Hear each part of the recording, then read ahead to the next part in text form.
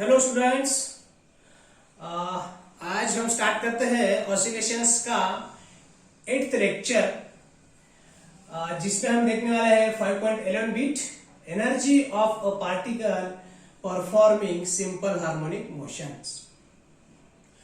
तो ये mean position पे पार्टिकल है और उसका डिस्प्लेसमेंट हुआ है n पोजीशन तक, और वो डिस्प्लेसमेंट कितना है, मैग्नीट्यूड कितना है उसका, x है। P पॉइंट उसका एक्सट्रीम राइट हैंड साइड का पोजीशन है और Q पॉइंट जो है उसका एक्सट्रीम लेफ्ट हैंड साइड का पोजीशन है, और वहां पे प्लस a और माइनस a रिस्पेक्टिवली उसके क्या है, एम्पलीट्यूड्स है, गेटिंग इट, या मैक्सिमम डिस्प्लेसमेंट्स है। सो राइट हैंड साइड का मैक्सिमम डिस्प्लेसमेंट प्लस a है, लेफ्ट हैंड साइड का मैक्सिमम डिस्प्लेसमेंट माइनस a है। सो जब पार्टिकल O से लेके n तक आया है तब उसका डिस्प्लेसमेंट मान लो x है। तो पार्टिकल जब परफॉर्म कर रहा है सिंपल हार्मोनिक मोशन तो उसका कुछ काइनेटिक एनर्जी भी रहेगा और पोटेंशियल एनर्जी भी रहेगा। तो राइट हैंड साइड में मैंने ग्राफ बना के रखे हैं 3। सो वो क्या है, variation of kinetic energy and potential energy with displacement in SHM, मतलब डिस्प्लेसमेंट पार्टिकल कैसे कैसे करता है और उस वक्त उस पार्टिकल में काइनेटिक एनर्जी कितना होता है और पोटेंशियल एनर्जी कितना होता है। ये ग्राफ मैंने पहले से ही बना के रखा है ताकि हमारा टाइम सेव हो जाए, ठीक है। तो राइट हैंड साइड की जो ग्राफ है वो प्लॉट, उसके प्लॉट के वाले जो पॉइंट्स है वो हम इधर निकालने वाले हैं। तो सबसे पहले इधर ध्यान देना है, उधर मैं उधर का एक्सप्लेनेशन बाद में दे दूंगा, गेटिंग इट। सो अभी पार्टिकल तो एसएचएम परफॉर्म कर रहा है तो उसका कुछ काइनेटिक एनर्जी भी रहेगा और पोटेंशियल एनर्जी भी रहेगा। तो टोटल एनर्जी क्या रहेगा भाई, टोटल एनर्जी रहेगा sum of kinetic energy and potential energy, जो कि मैंने इक्वेशन 1 यहाँ पे बना के रखा है। So total energy is equal to kinetic energy plus potential energy, as simple as that. अभी हमको क्या करना है कि इस इक्वेशन में, इक्वेशन नंबर 1 में जो काइनेटिक एनर्जी और पोटेंशियल एनर्जी है उसके वैल्यू क्या है वो हमें अभी यहां पे निकालना है।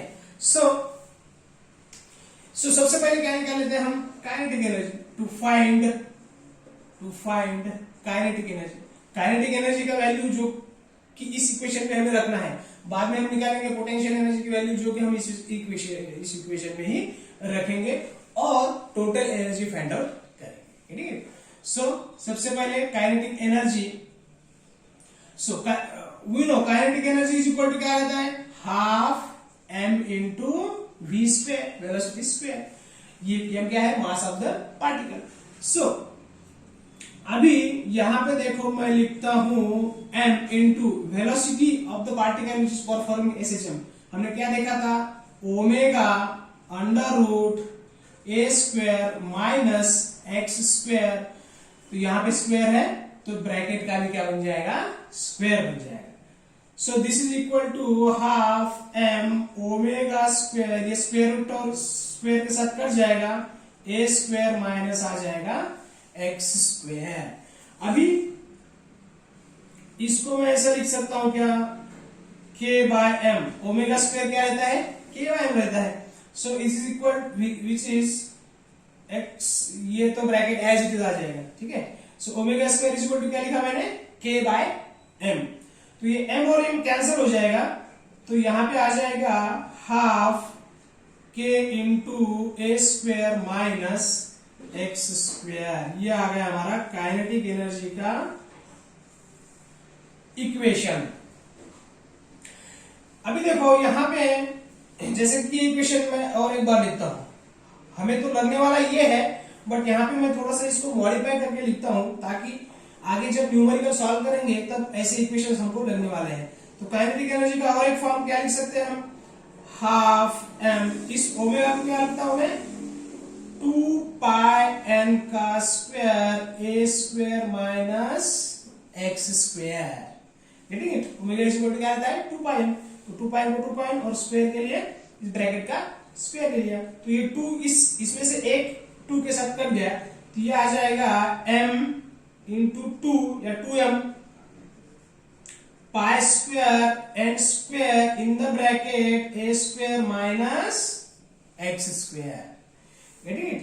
तो ये हमें और एक फॉर्म मिल गया काइनेटिक एनर्जी का। Get it?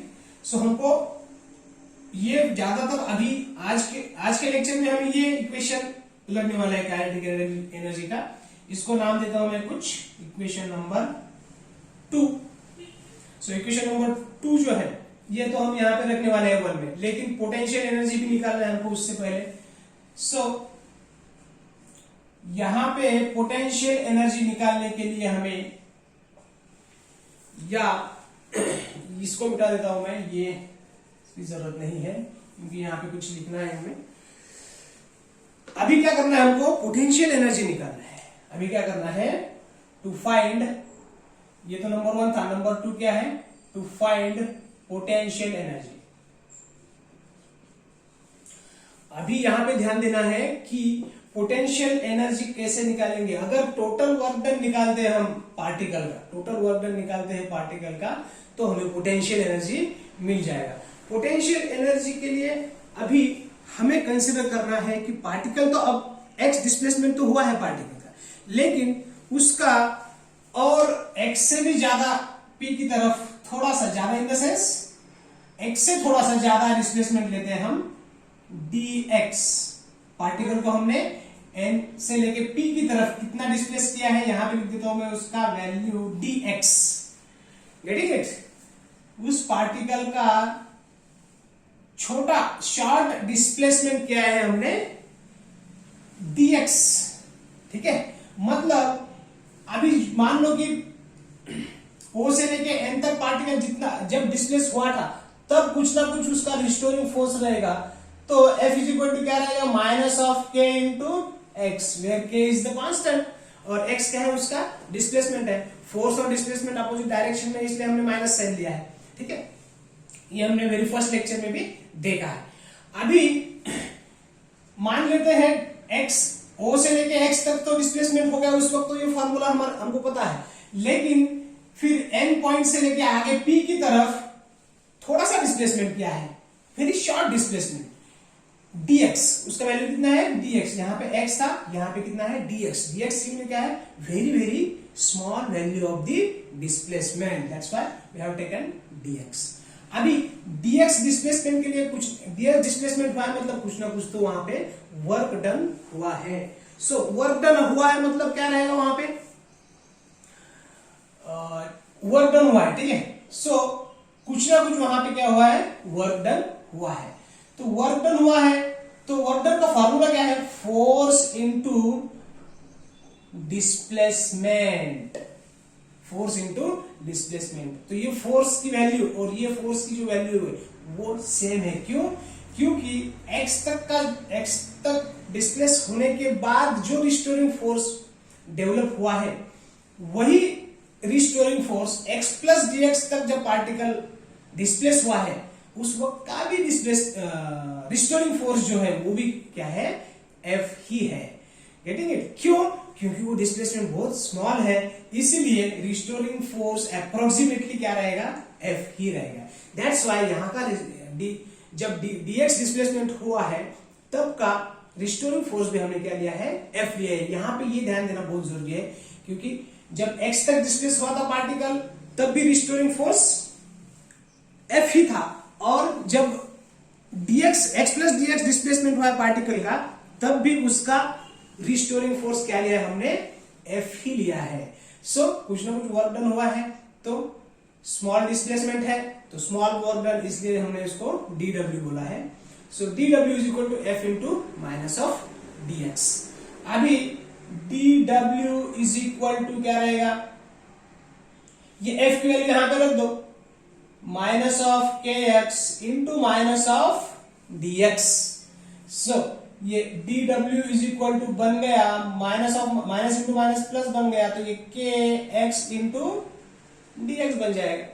अभी क्या करते हैं, total work done of the particle अगर निकालना है तो हमें क्या करना पड़ेगा, इंटीग्रेटिंग बोथ साइड्स। अभी बोथ साइड जब इंटीग्रेट करेंगे हम, तो क्या मिलेगा हमको, ये मिल जाएगा total work done of the particle. So integration dw is equal to k constant है, इंटीग्रेशन के बाहर निकलता हूं मैं x into dx।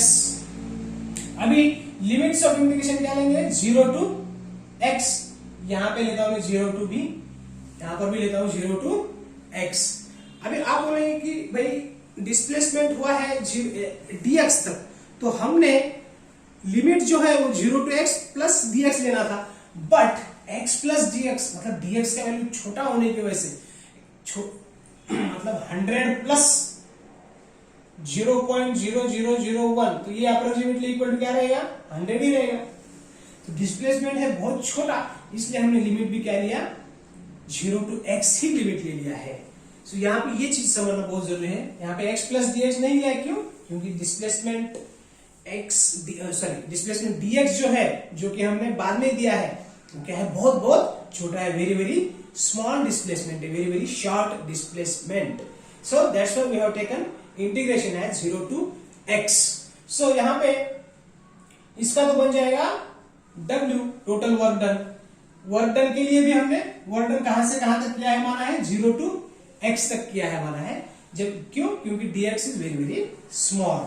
So W is equal to क्या आ जाएगा यहाँ पे, k इंटू इसका इंटीग्रेशन बन जाएगा x²/2 plus constant of integration लेने की जरूरत नहीं है, क्योंकि ये डिफरेंट इंटीग्रल है, क्योंकि हमने लिमिट्स लिए है 0 to x। So upper limit minus lower limit रखते हैं, तो ये वैल्यू आ जाएगा हमारा k इंटू x²/2। सो ये बन गया हमारा W work done is equal to half k into x²। हमको दो इक्वेशंस, ये इक्वेशन नंबर 1 में रखने के लिए हमको पोटेंशियल एनर्जी और काइनेटिक एनर्जी चाहिए था, तो पोटेंशियल एनर्जी का हमने अभी अभी निकाला है, क्यों, इसको इक्वेशन नंबर 3 अभी ना देते हुए मैं क्या लिखता हूं यहाँ पे, ये जो वर्क डन होता है वही क्या होता है, पार्टिकल का पोटेंशियल एनर्जी होता है। वर्क डन माने क्या, capacity to do the sorry potential energy माने क्या, capacity to do the work, capacity to do the work. So W माने क्या है, potential energy. Potential energy is equal to क्या रहता है, हाफ k इंटू x², जो कि हमने work done is equal to potential energy ऐसा मान के लिखा है, getting it. So potential energy is equal to half k into x²। हमें इक्वेशन 1 में रखने के लिए दोनों भी वैल्यू मिल गए, एक तो पोटेंशियल एनर्जी मिल गया, दूसरा सॉरी पोटेंशियल एनर्जी यहाँ पे है, काइनेटिक एनर्जी हमको इक्वेशन 2 से मिल गया, और इक्वेशन 3 जो अभी इसको नाम दे दूंगा मैं, तो इक्वेशन 3 क्या मिल गया हमको, पोटेंशियल एनर्जी मिल गया। तो इक्वेशन 2 और 3 हमको कहां पे रखने हैं, इक्वेशन 1 में रखने हैं। जैसे कि यहाँ पे मैंने मॉडिफाई किया है फॉर्मूला, तो इसको भी हम अगर मॉडिफाई करते हैं तो हाफ, तो ये आ जाएगा ओमेगा k को हम क्या लिख सकते हैं, m इंटू ओमेगा लिख सकते हैं, m इंटू ओमेगा² लिख सकते हैं, और ये आ गया x²। तो इसको भी मैंने अगर लिखा हाफ, इस m को भी लिखा, इस ओमेगा को भी लिखा मैंने 2πn का स्क्वायर, तो वो 2 इसके साथ कट जाएगा, उसका भी स्क्वायर आ जाएगा, तो हमें पोटेंशियल एनर्जी का भी फॉर्मूला क्या मिल जाएगा, पोटेंशियल एनर्जी का भी हमको फॉर्मूला मिल जाएगा हाफ m ओमेगा। अच्छा ये तो लिख लिया है मैंने, इसको अगर लिखता हूं मैं हाफ m, तो ये बन जाएगा, हाफ तो नहीं रहेगा यहाँ पे, m 2π² n² इंटू x²। जैसे कि बताया मैंने कि ये हमको न्यूमेरिकल जब सॉल्व करते हैं हम, उस वक्त हमको ये फॉर्मूले लगते हैं, इसलिए मैंने ये मॉडिफाई करके बताया है। जैसे कि यहाँ पे किया है वैसे वहां पर भी मैंने मॉडिफाई करके बताया है, getting it. So this is all about potential energy. अभी ये जो फॉर्मूले है 2 and 3 या फिर इक्वेशंस 2 and 3 हम रखते हैं in equation 1, so that we will get total energy of the particle. So अभी क्या करते हैं, to find total energy, to find total energy, इसको मिटा देता हूं मैं, अभी इसकी जरूरत नहीं है। सो नेक्स्ट है टू फाइंड, नेक्स्ट बीट या सब बीट बोलेंगे, to find total energy. So total energy is equal to क्या रहेगा, ये है kinetic energy plus potential energy. Kinetic energy क्या है, हाफ के इंटू ए square minus x square plus potential energy की वैल्यू रख दो इक्वेशन 3 हाफ के इंटू एक्स स्क्वायर। अभी ये हमको मिल गया फाइनल इक्वेशन जो कि टोटल एनर्जी के फॉर्म में है। वो क्या है? Total energy equal to half के इंटू ए square minus x square plus half के इंटू एक्स स्क्वायर। अभी इसको अगर हम सिंप्लीफाई करते हैं तो यहां पे पता चल जाएगा कि टोटल एनर्जी जो है वो कुछ हाफ के इंटू ए स्क्वायर हमें मिल रहा है। ठीक है, सो इसको अगर सॉल्व करते हैं हम तो हाफ के इंटू ए स्क्वायर माइनस हाफ के into x square plus half के इंटू एक्स स्क्वायर, तो ये कट गया तो हमको टोटल एनर्जी कितना मिल गया?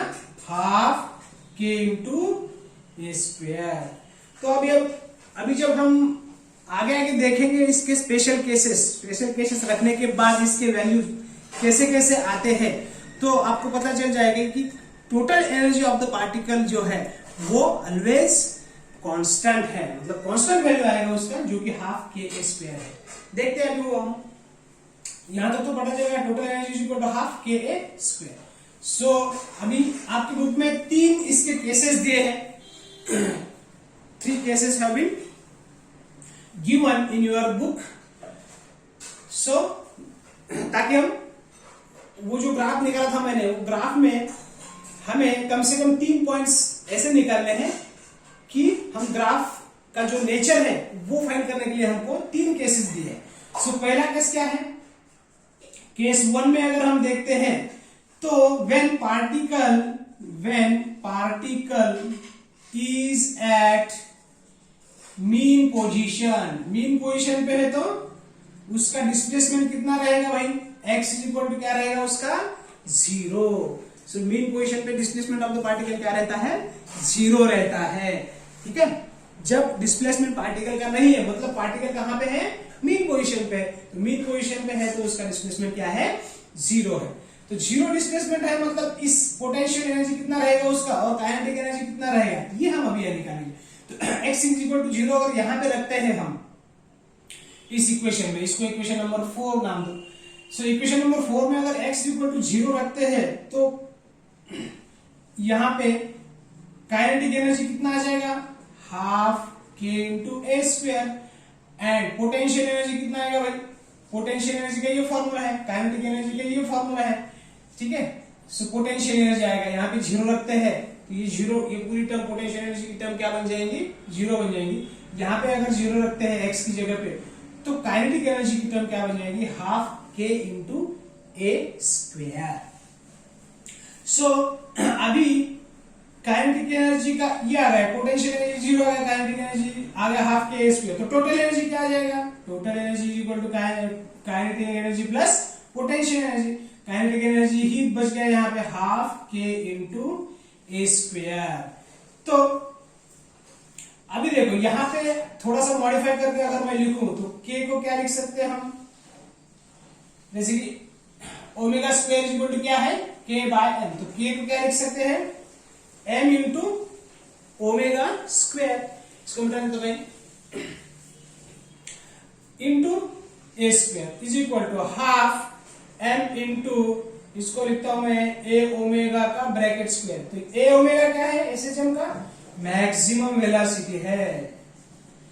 तो ये formula half m v max omega square ऐसा भी मॉडिफाई कर सकते हैं हम जब न्यूमेरिकल सॉल्व करेंगे। जैसे कि मैंने पहले भी बताया था तब हमको ये फॉर्मूला लग सकता है। ठीक है, so this is one of the forms of total energy of the particle for forming SHM, half m v max bracket square. So ये भी एक मॉडिफाइड फॉर्मूला ध्यान रखना है। सो टोटल एनर्जी कितना आ गया हमारा? हाफ के इंटू ए स्क्वायर। तो जब x इक्वल टू 0 है तो मैंने फिगर 1 में और फिगर 2 में, ये फिगर 2 है काइनेटिक एनर्जी का और फिगर 1 है पोटेंशियल एनर्जी का ग्राफ। ठीक है, सो ये तो पैराबोला है दोनों भी। ठीक है, सो ये जो है ये दोनों का कंबाइन जो है ये ग्राफ है, आपके बुक में भी यही ग्राफ दिया है, लेकिन मैंने इसको अलग अलग प्लॉट करके आपको बताता है ताकि आपको समझने में आसानी हो जाए। तो देखो अभी मीन पोजीशन पे जब है फिगर 2 में देखते हैं अगर हम, तो एनर्जी सबसे ज्यादा है मीन पोजीशन, उसका मैग्नीट्यूड कितना है, हाफ के इंटू ए स्क्वेयर। ठीक है, अभी फिगर 2 में देखो ये है मीन पोजीशन, मीन पोजीशन पे एनर्जी कितना है, मैक्सिमम है, टोटल एनर्जी मैक्सिमम है, मतलब वहां पे वो पार्टिकल काइनेटिक एनर्जी सबसे ज्यादा है उसका, लेकिन टोटल एनर्जी में क्या है, टोटल एनर्जी क्या है उसका, हाफ के ए स्क्वायर, वही क्या है उसका kinetic energy. Kinetic energy maximum है एट मीन पोजीशन, सो इसलिए मीन पोजीशन पे काइनेटिक एनर्जी मैक्सिमम है। और ये जो ग्राफ है, ये जो पैराबोला है वो है पोटेंशियल एनर्जी का। सो पोटेंशियल एनर्जी क्या है मीन पोजीशन पे, जीरो है। पोटेंशियल एनर्जी क्या है मीन पोजीशन पे, जीरो है। वही यही कंबाइंड ग्राफ में भी मैंने दिखाया है, जीरो पे पोटेंशियल एनर्जी जीरो है। ये पोटेंशियल एनर्जी वाला ग्राफ ये वाला ये यहां पे निकाला है, ठीक है, और काइनेटिक एनर्जी वाला ग्राफ ये वाला निकाला है, ठीक है, दोनों भी पैराबोला है। इसका इक्वेशन जो है y काइनेटिक एनर्जी वाले का इक्वेशन जो है y equal to minus of x square plus कुछ कांस्टेंट रहेगा, सो ये आ जाएगा उसका। और ये जो पोटेंशियल एनर्जी वाला ग्राफ है पैराबोला है, उसका इक्वेशन क्या रहेगा, y equal to x square. ये स्टैंडर्ड इक्वेशन की बात कर रहा हूं मैं, ये आपको मैथमेटिक्स में जो आपने कोनिक सेक्शन पढ़ा है उसमें आपको पता चल जाएगा। इतना डीप में यहाँ पे जानने की जरूरत नहीं है, बट ग्राफ का नेचर समझने के लिए मैंने वो चीजें आपको बता दी है, ठीक है। सो टोटल एनर्जी आ गया हाफ के ए स्क्वायर, जो कि मैक्सिमम एनर्जी है काइनेटिक एनर्जी का वैल्यू, काइनेटिक एनर्जी का मैक्सिमम वैल्यू है जब पार्टिकल मीन पोजीशन पे है, ठीक है। तो अभी केस 2 देखते हैं हम। केस 2 में क्या देखेंगे हम कि पार्टिकल जब एक्सट्रीम लेफ्ट या एक्सट्रीम राइट पोजीशन पे है तब कौन सा एनर्जी, मतलब variation of kinetic energy and potential energy कैसे हो रहा है। When particle is eight extreme position, when particle is eight extreme position, extreme position पे है मतलब क्या, या तो प्लस ए पे है, मतलब एक्स की वैल्यू क्या रहेगी, आइदर प्लस और माइनस ए रहेगी। एक्सट्रीम पोजीशन इसका मीन पोजीशन लेके प्लस ए, ये हो गया एक extreme position right hand side वाला, और लेफ्ट हैंड साइड वाला एक्सट्रीम पोजीशन क्या हो गया, माइनस ए, मतलब मैक्सिमम एम्पलीट्यूड क्या है, आइदर प्लस और माइनस ए। सो इस इक्वेशन नंबर 4 में अगर हम x की जगह पे आइदर प्लस और माइनस ए रखते हैं तो टोटल एनर्जी क्या आ जाएगा, या फिर पहले निकालते हैं काइनेटिक एनर्जी क्या आ जाएगा। यहाँ पे अगर a रखते हैं तो a का स्क्वायर 0 हो जाएगा, ये पूरी टर्म 0 हो जाएगी, काइनेटिक एनर्जी बन जाएंगी 0। तो पोटेंशियल एनर्जी कितनी बढ़ाएगी देखोगे, पोटेंशियल एनर्जी क्या रहेगी, यहाँ पे या तो a रखो तो a का स्क्वायर हो जाएगा, माइनस a का भी स्क्वायर क्या है, a स्क्वायर ही है, तो ये बन जाएगा हाफ के इंटू ए स्क्वायर। देखो हमने टोटल एनर्जी का इक्वेशन नंबर 4 को सिंप्लीफाई करने के बाद क्या आ गया था, हमारा टोटल एनर्जी हाफ के इंटू ए स्क्वायर आया था। जब पार्टिकल मीन पोजीशन पे है तब हमारा टोटल एनर्जी क्या आ गया था, हाफ के इंटू ए स्क्वायर। अभी जब पार्टिकल एक्सट्रीम राइट में है या फिर एक्सट्रीम लेफ्ट में है तब हमारा टोटल एनर्जी भी क्या आ गया है, total energy is equal to क्या आएगा, काइनेटिक एनर्जी, इसमें अगर रखते हैं 0 प्लस पोटेंशियल एनर्जी क्या है, हाफ के इंटू एक्स ए स्क्वायर। मतलब तीनों टाइम अगर हम देखते हैं, ठीक है, इसको सिंप्लीफाई करने के बाद भी क्या आया था, टोटल एनर्जी हाफ के स्क्वायर आया था। पार्टिकल जब मीन पोजीशन पे है तब उसका काइनेटिक एनर्जी आ गया था हाफ के स्क्वायर, पोटेंशियल एनर्जी आ गया था 0, इसलिए उसका टोटल एनर्जी भी क्या आ गया था, हाफ के स्क्वायर आया था। और जब पार्टिकल एक्सट्रीम पोजीशन पे है तब भी उसका टोटल एनर्जी क्या आया है, हाफ के इंटू ए स्क्वायर ही आया है। क्यों, क्योंकि उसका पोटेंशियल एनर्जी और काइनेटिक एनर्जी जो है उसका, काइनेटिक एनर्जी उस वक्त क्या है जब एक्सट्रीम पोजीशन पे है तो 0 है, और पोटेंशियल एनर्जी क्या है, हाफ के ए स्क्वायर है। इसीलिए हमारा टोटल एनर्जी इस वक्त भी क्या आ गया, हाफ के ए स्क्वायर ही आ गया। तो हम ये कह सकते हैं, ये स्टेटमेंट बोल सकते हैं कि भाई all the time kinetic total energy of the particle which is performing simple harmonic motion is constant, और वो कितना है, हाफ के इंटू ए स्क्वायर, ये वैल्यू हमेशा क्या रहेगी, कांस्टेंट रहेगी। अभी मतलब क्या हो रहा है, काइनेटिक एनर्जी जीरो है तो पोटेंशियल एनर्जी मैक्सिमम है, काइनेटिक एनर्जी मैक्सिमम है तो पोटेंशियल एनर्जी जीरो है। इसका ग्राफ देखिए, अभी पोटेंशियल एनर्जी मैक्सिमम कहां पे है, ये देखो मैक्सिमम पॉइंट फिगर 1 में मैक्सिमम पॉइंट कहां पे है, माइनस ए, ये क्या है माइनस ए, या फिर प्लस ए पे भी क्या है, पोटेंशियल एनर्जी क्या है, मैक्सिमम है, ठीक है। सो ये पोटेंशियल एनर्जी का ग्राफ है और ये जो है काइनेटिक एनर्जी का ग्राफ है, और एक कंबाइन ग्राफ जो है वो सबसे ऊपर जो निकाला है मैंने, जो कि आपके बुक में भी दिया है, वो लिखा है, ठीक है। सो अभी देखो, काइनेटिक एनर्जी अगर कम हो रहा है तो पोटेंशियल एनर्जी बढ़ रहा है, पोटेंशियल एनर्जी अगर कम हो रहा है तो काइनेटिक एनर्जी बढ़ रहा है। मतलब किसी एक को कोई एक बढ़ रहा है तो कोई एक घट रहा है, अगर पहला बढ़ रहा है तो दूसरा घट रहा है, दूसरा बढ़ रहा है तो पहला घट रहा है, एंड वाइस वर्सा, ठीक है। सो एक पॉइंट ऐसा आएगा जहां पे काइनेटिक एनर्जी और पोटेंशियल एनर्जी की वैल्यू क्या रहेगी, सेम रहेगी। मतलब एक साइकिल में हमें दो पॉइंट्स ऐसे मिलेंगे जो कि मैंने सी और डी से डिनोट किया है यहाँ पे। सो वो दो पॉइंट पे हमको क्या मिलने वाले हैं, काइनेटिक एनर्जी और पोटेंशियल एनर्जी क्या होने वाले हैं, सेम होने वाले हैं। क्योंकि अगर ये बढ़ रहा है और ये कम हो रहा है तो ये कम हो रहा है तो ये बढ़ रहा है, मतलब ऐसे वो क्या हो रहा है, कम ज्यादा होते रहा है। लेकिन यहाँ पे कहीं ना कहीं पॉइंट ऑफ इंटरसेक्शन हमको मिलेगा कि जहां पे दोनों भी एनर्जीज क्या रहेंगे, सेम रहेंगे। तो हमने यहाँ पे क्या किया है, डिस्प्लेसमेंट पहले जीरो रखा, फिर प्लस ए और माइनस ए रखा, और हमने टोटल एनर्जी का वैल्यू निकाला। अभी हम क्या करेंगे, डिस्प्लेसमेंट निकालेंगे और कंडीशन क्या अप्लाई करेंगे, पोटेंशियल एनर्जी और काइनेटिक एनर्जी जो है वो क्या रहने वाली है, वो सेम रहने वाली है। ऐसा कंडीशन अप्लाई करके हम क्या निकालेंगे, अभी डिस्प्लेसमेंट निकालेंगे। मतलब जब पोटेंशियल एनर्जी और काइनेटिक एनर्जी सेम रहेगा उस वक्त डिस्प्लेसमेंट ऑफ द पार्टिकल कितना रहेगा, उसके हमको दो पॉइंट्स मिल जाएंगे, point C and point D. So वो निकालते हैं अभी हम, उसको ही बोलेंगे केस 3। सो केस 3 में क्या है, केस 3 में है when potential energy is equal to kinetic energy, या फिर kinetic energy is equal to potential energy अगर है तो x का वैल्यू कितना है। पहले हमने x की वैल्यू रख के पहले जीरो रखा, फिर प्लस और माइनस ए रखा, तो पोटेंशियल एनर्जी और काइनेटिक एनर्जी निकाला, ठीक है। अभी पोटेंशियल एनर्जी और काइनेटिक एनर्जी कहीं ना कहीं तो इक्वल होंगे, तो वो कौन से पॉइंट पे या कौन से डिस्प्लेसमेंट पे इक्वल होंगे, वो अभी हम यहाँ पे निकालने वाले हैं। तो अभी क्या करना है हमको, potential energy is equal to kinetic energy, ये इक्वेशन लिख के सॉल्व करना है। तो ये तो लिखा है मैंने इक्वेशन।